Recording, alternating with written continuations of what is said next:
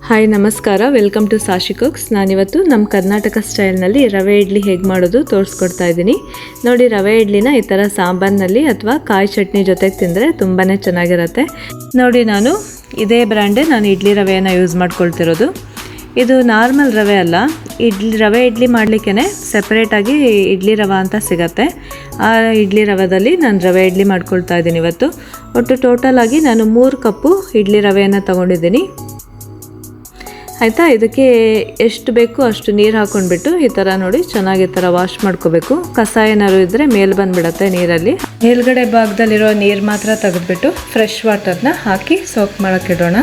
ಆಯಿತಾ, 3 ಕಪ್ಪು ಇಡ್ಲಿ ರವೆಗೆ ನಾನಿಲ್ಲಿ 1/4 ಕಪ್ಪು ಉದ್ದಿನಕಾಳು ತೊಗೊಂಡಿದ್ದೀನಿ. ಉದ್ದಿನಕಾಳನ್ನು 3-4 ಸಲ ಚೆನ್ನಾಗಿ ವಾಶ್ ಮಾಡ್ಕೋಬೇಕು. ವಾಶ್ ಮಾಡಾದಮೇಲೆ ನೋಡಿ ಈ ಥರ ನಾನು ನೀರು ಹಾಕಿಟ್ಕೊಂಡಿದ್ದೀನಿ. ಅದಕ್ಕೆ 1 ಟೇಬಲ್ ಸ್ಪೂನು ಮೆಂತೆ ಕೂಡ ಹಾಕ್ಕೊಂಡಿದ್ದೀನಿ. ನೋಡಿ, ಇವೆರಡೂ ನಾನೀಗ ನೆನೆಲಿಕ್ಕೆ ಇಡ್ತಾ ಇದ್ದೀನಿ. ನೋಡಿ, ನಾವು ಇಡ್ಲಿ ರವೆ ತೊಗೊಂಡ್ವಲ್ಲ ಅದೇ ಸೇಮ್ ಕಪ್ಪಲ್ಲೇ ನೋಡಿ, ಆ ಕಪ್ಪಲ್ಲೇ ನಾನು ತೆಳು ಅವಲಕ್ಕಿ ಕೂಡ ಇಟ್ಕೊಂಡಿದ್ದೀನಿ. ನೋಡಿ, 3-4 ಗಂಟೆ ಆದಮೇಲೆ ನೋಡಿ ಎರಡೂ ಕೂಡ ತುಂಬಾ ಸಾಫ್ಟ್ ಆಗಿದೆ, ಇಡ್ಲಿ ರವೆ ಮತ್ತು ಉದ್ದಿನಕಾಳು.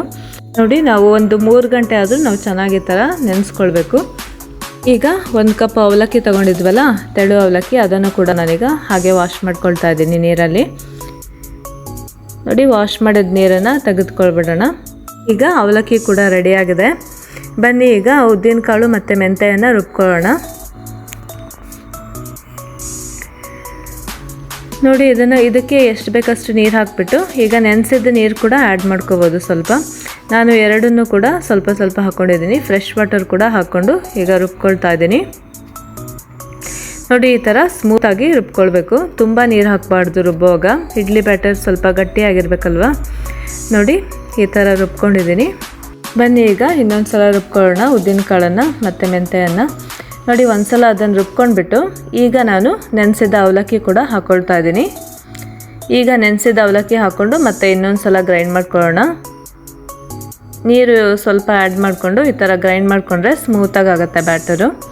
ನೋಡಿ, ಎಷ್ಟು ಚೆನ್ನಾಗಿದೆ ಅಲ್ವಾ ಬ್ಯಾಟರು. ಇದನ್ನು ಕೂಡ ಆ್ಯಡ್ ಮಾಡ್ಕೊಳ್ಳೋಣ.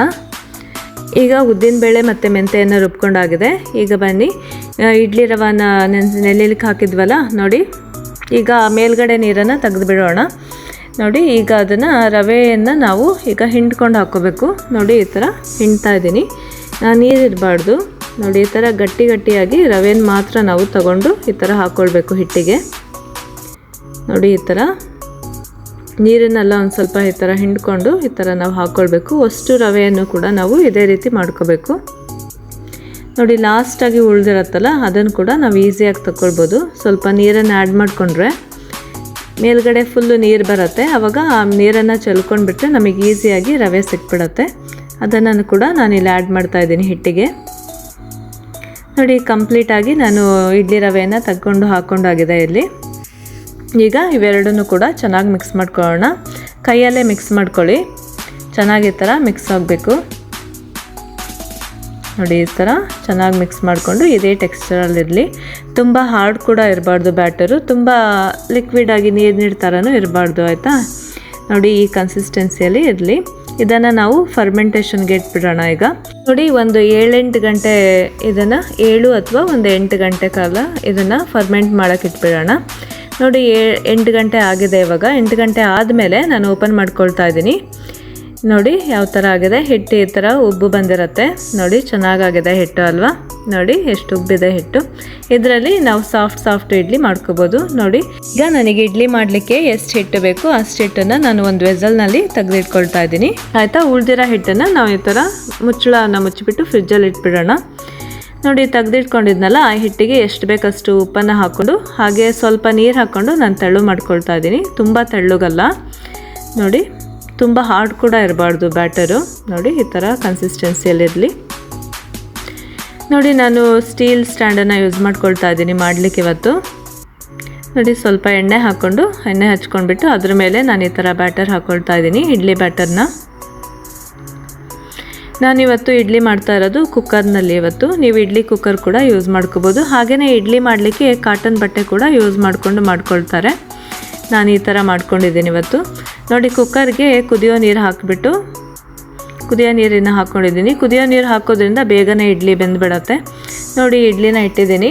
ನೋಡಿ ಕುದಿಯೋ ನೀರು ಹಾಕಿದ್ವಲ್ಲ ಅದಕ್ಕೆ 10 ನಿಮಿಷ ಸಾಕಾಗತ್ತೆ. ನೋಡಿ 10 ನಿಮಿಷ ಆದಮೇಲೆ ಓಪನ್ ಮಾಡಿದ್ದೀನಿ. 10 ನಿಮಿಷ ಬೇಯಕ್ಕಿಟ್ಟು ಆಮೇಲೆ 10 ನಿಮಿಷ ಹಾಗೆ ಬಿಡಬೇಕು, ಅದನ್ನು ಮುಚ್ಚಳ ಮುಚ್ಚಿ. ಅದಾದಮೇಲೆ ನಾವೀಗ ಮಾಡ್ತಾಯಿದ್ದೀನಿ. ನೋಡಿ ಎಷ್ಟು ಈಸಿಯಾಗಿ ತೆಗಿಲಿಕ್ಕೆ ಬರ್ತಾ ಇದೆ ಅಲ್ವಾ. ನೋಡಿ ಎಷ್ಟು ಸ್ಪಾಂಜಿಯಾಗಿ ಸಾಫ್ಟಾಗಿದೆ ಇಡ್ಲಿ, ತುಂಬಾ ಚೆನ್ನಾಗಿರುತ್ತೆ. ನೀವು ಕೂಡ ಮನೇಲಿ ಮಾಡಿ ನೋಡಿ ಈ ರೀತಿ. ನೋಡಿ ಎಷ್ಟು ನೀಟಾಗಿ ತೆಗಿಲಿಕ್ಕೆ ಬರುತ್ತೆ. ನೋಡಿ ಎಷ್ಟು ಸಾಫ್ಟ್ ಆಗಿದೆ ಅಲ್ವಾ. ನೀವು ಕೂಡ ಮಾಡಿ ನೋಡಿ. ಹಾಗಾಗಿ ನಾನಿವತ್ತು ರವೆ ಇಡ್ಲಿಯನ್ನು ಈ ಥರ ಇಡ್ಲಿ ಸಾಂಬಾರು ಜೊತೆ ಸರ್ವ್ ಮಾಡ್ತಾಯಿದ್ದೀನಿ. ನೀವು ಕೂಡ ಈ ರೀತಿ ರವೆ ಇಡ್ಲಿ ಮಾಡಿಬಿಟ್ಟು ಇಡ್ಲಿ ಸಾಂಬಾರು ಜೊತೆ ಟೇಸ್ಟ್ ಮಾಡಿ, ತುಂಬಾ ಚೆನ್ನಾಗಿರುತ್ತೆ. Okay, thanks for watching.